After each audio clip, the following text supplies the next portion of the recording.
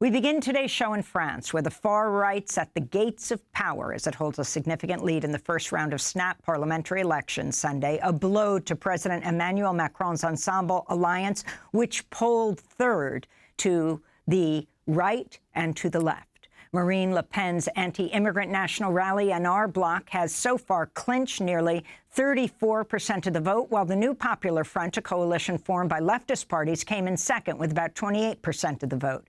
This is far-right leader Marine Le Pen. My dear compatriots, democracy has spoken, and the French people have placed the National Rally and its allies on top and have practically erased Macron's bloc. Meanwhile, hundreds of people took to the streets of Paris and other cities Sunday following news of the initial results. Protesters held signs that read, "Let's not leave France to the fascists," and "Enough of the hatred era." It worries me personally because we see that the National Rally are on top, and it scares me. We don't see a vote coming for social rights. We don't see economic progress. We don't see immigration. It will worsen rights for LGBT, for women, abortion, medically assisted procreation. All of this will be swept away because it's the far right. We mustn't forget that. Sunday's election brought out the highest voter turnout in years as young French voters were urged to come out to defeat extremists. Leaders of the newly formed leftist New Popular Front also joined mass protests against the rise of the far right, vowing a complete break with Macron's policies. This is Mathilde Panot, head of France Unbowed, speaking from Paris last month. Popular mobilization is the key to fight against the extreme right and to beat the extreme right. We say regularly that the European elections mark the after-Macron period. Macron stunned France, calling for the snap elections following major losses in European Parliament elections last month to the far-right National Rally Party. The RN has announced 28-year-old Jordan Bardella as its candidate for prime minister. The party's steadily risen in popularity across France as it backs anti-immigrant, xenophobic, racist, and anti-Muslim policies. It's also been accused of anti-Semitism. Many have urged parties to unite against the RN as the second round of the elections is scheduled for Sunday, July 7th. For more, we go to Paris, where we're joined by Harrison Stetler, a freelance journalist and teacher. His latest piece for Jacobin is titled "Corporate France is Making Peace with Marine Le Pen."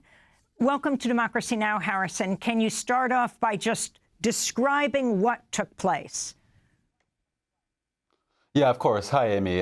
Thanks so much for having me on. I mean, first off, I wish I could say that these results were surprising, were not to be expected. I mean, in electoral politics, you somewhat can occasionally expect to have pleasant surprises in elections. This, unfortunately, is what many observers, what many people in France have seen coming for several weeks, from the day that Emmanuel Macron made the shocking decision in early June to dissolve the National Assembly on the backs of what was a historic victory for the National Rally in the European elections, as you presented in your introduction. I would say the gut reaction on the ground in Paris, in political circles here, in the mainstream media, there's the impression one has is a certain sense of vertigo across the board. I mean, the headline of Le Monde today, the front page cover of Le Monde today, is "The far right is on the doorstep of power," and it seems like that says it all. I mean, this has been building for many weeks. The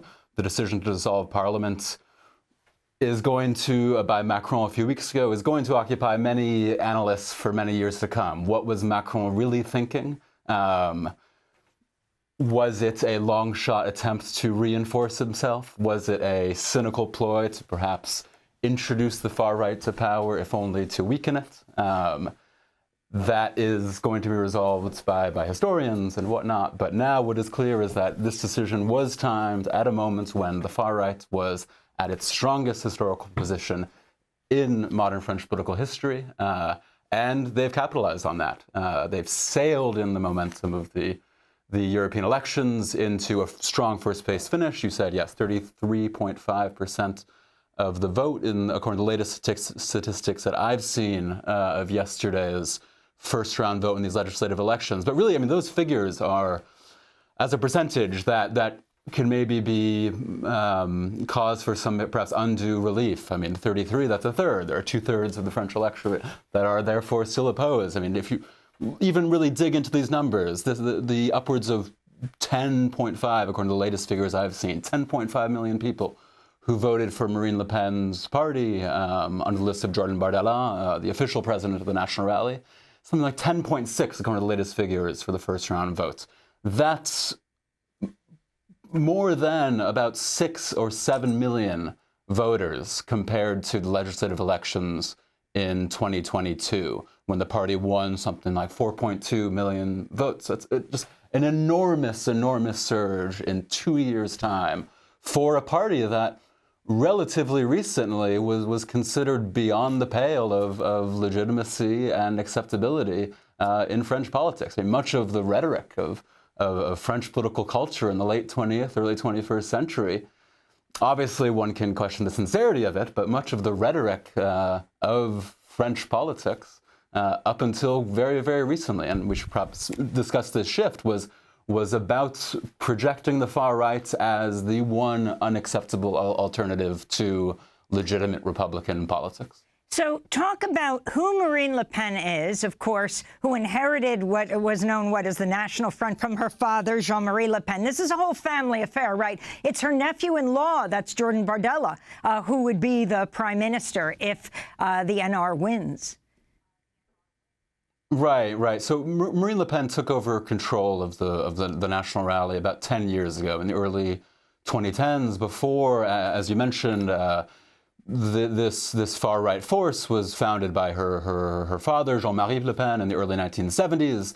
And in the early 1970s, up until really the Marine Le Pen era, this was the bête noire of French political life. It was a party that brought together skinheads, neo-fascists, a lot of hard-right conservatives in southern France, but specifically people who were mostly driven by obviously staunch opposition to immigration, and a party that traced its roots back to sort of nostalgics of the Vichy regime, hard-right French people who just never accepted the defeat of France in the Algerian War of Independence, early 1960s. So this was sort of the bête noire of French political life were these forces. In the early 2010s, Marine Le Pen, when she took over the reins of her party, I mean, the constant framing of the Marine Le Pen shift in the early 2010s is that she moved to the term the French use is to de-diabolize what was then called the National Front. In 2019, she changed the name to the Rassemblement National, which means the National Rally. And so the main narrative of the Le Pen years, and obviously this narrative leaves out all the continuity over the transfer between Jean-Marie Le Pen and Marine Le Pen. But the main narrative of the last 10 years of the National Rally's history, or the National Front's history, is Marine Le Pen's attempt to detoxify the party. She actually moved to expel her father a few years ago on account of further outrageous Holocaust-denying claims that he made. And her broad strategy to do this has been to try to present a force that is more or less capable of government, can be amenable to traditional conservative elites. On the other hand, you had an attempt by Marine Le Pen in the 2010s to mark somewhat of a shift from sort of the original economic positions of the far-right National Rally, which in her father's years was essentially the French version of Reaganism, whereas much of the traditional center-right up until the 2000s had an at least rhetorical support for the French welfare states, defending certain sort of social institutions that maintained the peace between businesses and workers. The original National Front was very much sort of alleged to be the defender of sort of the small entrepreneur against big business in collusion with state actors. And Marine Le Pen orchestrated a shift towards a sort of more workerist, economic populist position, which in recent weeks actually has essentially been dropped out of the arena. And what we've seen in the last 2 weeks as the party essentially prepares itself for a likely position of government from perhaps next week is that it is reshoring itself of many of the sort of economic populist positions that Le Pen long held in an attempt to impress or assuage the concerns of many figures in the French corporate community. We only have a minute or two left, and I wanted to ask about the closing the borders, anti-immigrant mantra of this party. And also, I mean, when you have a close second of the left, if the left were to combine with Macron's forces, the center, which were trounced, that would certainly beat out the far right. Is that a possibility in this July 7th final election? Of course, to respond to the first question, I mean, if there's been shifts back to the original pro-business planks of the far right, what it has clung to absolutely is its staunchly xenophobic rejection of immigration. We're going to see an attempt, if they're in power in a position to govern, an attempt to fully accelerate and expedite the process for expulsion of immigrants in France, zero tolerance policies, attempts to institute a firm division between French nationals and non-French nationals, even between French nationals and binational French citizens, people who have a second passport.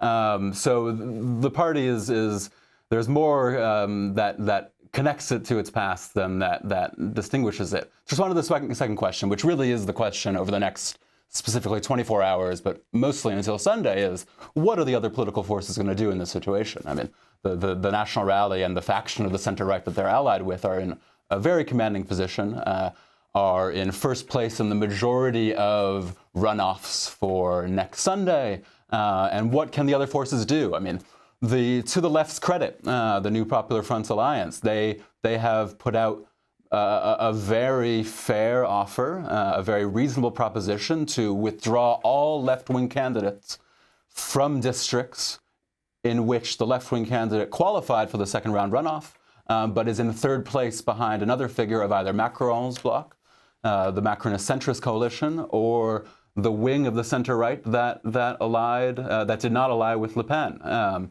So the left has made it very clear that they are willing to move to reconstitute something along the lines of what the French of the last several decades have called the Republican front against the far right. Now, if you look to what's happening in the Macronist center, you're getting anything but clarity in that regard. You have Macron put out a very sort of vague sentence about the desire to have a Democratic and Republican alliance. You hear some figures say that, yes, they will pull out from certain districts, certain constituencies, when the alternate candidate in second or first place ahead of them against the National Rally is someone that they deem Republican enough and respectful enough of Republican Just to be clear on that point, you have the leftist New Popular Front saying their candidates would stand down if they were in third place, came out. You know, there were like 300 candidates. Macron's coalition has not yet stated their candidates would step down if they were in third place. Right, you're hearing mixed signals. You have an acknowledgement of a willingness on Macron's part, yes, to withdraw candidacies. Again, what Macron's communication and what the center-right's communication is that France Insoumise, the dominant force in the left-wing New Popular Front Alliance, is essentially as dangerous as Le Pen. I mean, little has done more harm to France's political debate than this equivalency drawn between the left-wing France Insoumise and Marine Le Pen.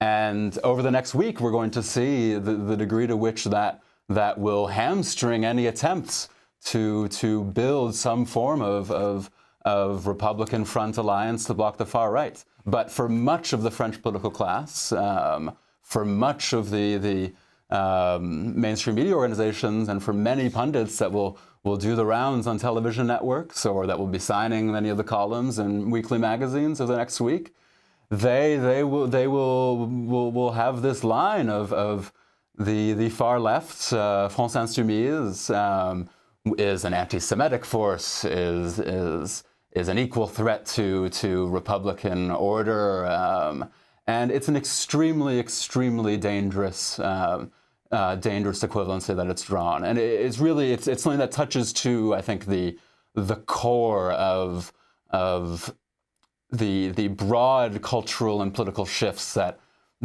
have led us to this point where we are today, with the far right in a very strong position and reasonably confident of potentially winning an absolute majority, or at least being in a position to form a relative majority and have potentially a minority government from next week. Harrison Stetler, independent journalist and teacher based in Paris. His latest piece for Jacobin, Corporate France is Making Peace with Marine Le Pen.